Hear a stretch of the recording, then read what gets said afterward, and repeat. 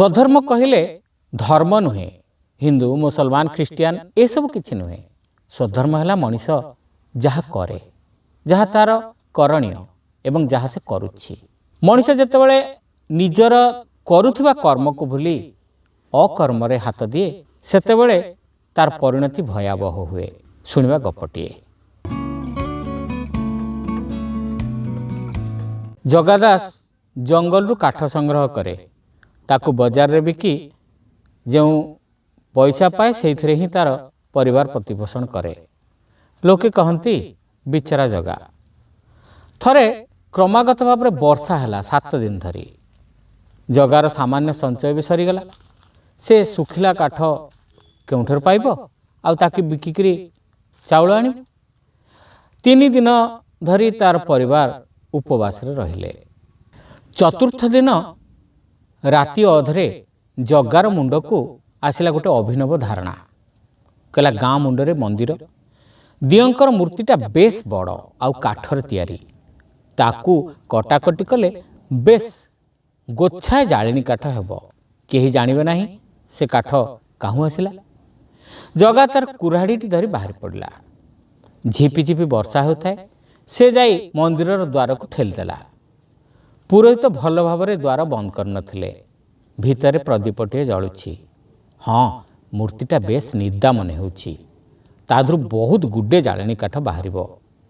तेबे से ओजनदार मूर्ति को 2-4 गड़ न कले बेदुरु तळुक आनिबा भी सहज नुहे। जगा कुराहाड़ी उंचेला। रहीजा बाबू रहीजा। से सुनिला गोटे निर्देश। से रहीगला। कुराहाड़ी तळक आनिला। तोर कौन लोड़ा पैसा बेस सकाळे सूर्योदय बेले नईरे बुड़ दबू डाहाण हाथ को मुठा करी तापरे हाथ खोली देखिबू जा। से स्वर मंदिर भितरे जेमती ऊर्ध्व को उठी विलीन होईगला। जगा चुपचाप से स्वर को सुनी कौन भाभी घर को लेउटी आसिला। भोरु नईकूल को जाई अपेक्षा कला। जेमती सूर्योदय हैला सेमती पानी रे पसिला। हाथ मुठा करी पानी भितर डुब देला।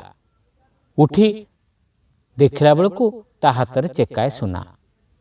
से घर को फेरी लुगापटा बदलाई 3 कोस दूर हाट को गला। सेठारू से सुना को बिकी ता घरर नित्य व्यवहार जिनस डाली चाउल एसबू नहीं गोटे शगड़ भड़ा करी चली आसिला। परदिन भी से सेमती रीति रे डुब देला। पाइला आउ खंडे सुना। कई दिन भितरे जगार कोठा तैयारी आरंभ हो गला। घरे तार चाकर बाकर भी खटिले।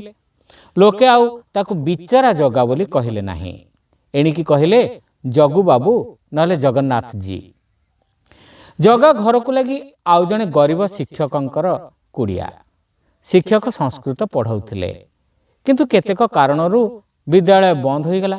बेकार पंडितटाकू बा अन्य केउ धंदारू पैसा पत्र मिलिबो बा तांकू के काम भी दबो। दिने जगार स्त्री ठू पंडितंकर पत्नी सेमानकर विपुल समृद्धिर रहस्यटी जानिनेले। भद्र महिला निजर खंडिए रूपा गहना बंधक देई कुराहाड़ीटे किणिले गोपନରେ। से दिन राति रे से पंडितंकू निर्देश देले जाओ मंदिर को। माने पंडिते पचारले। पतिंक प्रश्नर उत्तर सविशेष बुझाई देले बुद्धिमती पत्नी। थरे दियो मृदु मृदु प्रदीप आलुअरे विकटाल कुराहाड़ी उद्यत होबार देखिले छानियारे बरदेई पकेइबे। सेमाने भी कोठा बनाई सुखरे कालातिपात करि परिबे। ना ना मो देई ए काम हेबो नाही कहिले पंडिते। पत्नींकर प्रतिक्रियार विवरणी न देबा भल। कारण स्त्रींक आगरे सबु स्वामी सबु बेले असहाय। अगत्या कुराहाड़ीटी धरी पंडिते पखियाटी घोड़े हुई मंदिर सामने पहुंची गले। द्वार सामान्य चापरे खोलीगला। कुराहाड़ी धरी से जाई दियंक आगरे ठिया हेले। हाथ थरु थाए तथापि जेतेबेले से अभियान आरंभ करी एते बाट आसिलेनी कुराहाड़ीटी दियंक उपरकू न पकाइबे किया सेतिकी कले तो फल मिल जिवो। किंतु कुराहाड़ी उठाइबाकू तांका हाथ चलु नाही जे। से सबु शक्ति ठूल करी कुराहाड़ी उठाइबाकू उद्यत हेउचंती। सतेवा सुनिले दियंकर स्वर गंभीर स्वर उठा किंतु खाली उठाई रही गले हेबो नाही କୁରାଢ଼ୀର ଚୋଟ ବି ପକାଇବାକୁ ହେବ ତତେ, ବସା। ପଣ୍ଡିତେ ଭାବିଲେ ସେ କେମିତି ବସାଇବେ ଠାକୁରଙ୍କ ଉପରେ କୁରାଢ଼ୀର ଚୋଟ। ପ୍ରଶ୍ନଟି ପଣ୍ଡିତଙ୍କ ମୁଣ୍ଡରେ ଏମିତି ଉତ୍ପାତ କଲା ଯେ ପଣ୍ଡିତେ ଚେତା ହରାଇ ତଳେ ପଡ଼ିଗଲେ। ସେହି ଚେତାଶୂନ୍ୟ ଅବସ୍ଥାରେ ସେ ଶୁଣିପାରିଲେ ଦିଅଁଙ୍କର ସ୍ୱର। ଅବଶ୍ୟ ଦିଅଁଙ୍କ ସ୍ୱରରେ ନଥିଲା କ୍ରୋଧ, ଥିଲା ଖାଲି ଉଦାସ ଆଉ ଗାମ୍ଭୀର୍ଯ୍ୟ। ଜଗା କାମଟି କରିପାରିଥାନ୍ତା, ସେ ସେଡ଼ିକି ମୂଢ଼ ଆଉ ଅଜ୍ଞାନ, ମାତ୍ର ତୁ କ'ଣ କରିପାରିଥାନ୍ତୁ? ଦୈବୀବାଣୀ ଶୁଣି ତାର କୌଣସି ଭାବାନ୍ତର ହେଲା ନାହିଁ। ତା ପାଇଁ ଦିଅଁଙ୍କ ମୂର୍ତ୍ତି କାଠ ଖଣ୍ଡେ, ହେଲେ ତୋ ପାଇଁ କ'ଣ ଦିଅଁଙ୍କ ମୂର୍ତ୍ତି କାଠ ଖଣ୍ଡେ? ସେ କୁରାଢ଼ୀ ଚୋଟ ବସାଇବା ବଦଳରେ ସୁନା ପାଇ ଖୁସି ଅଛି।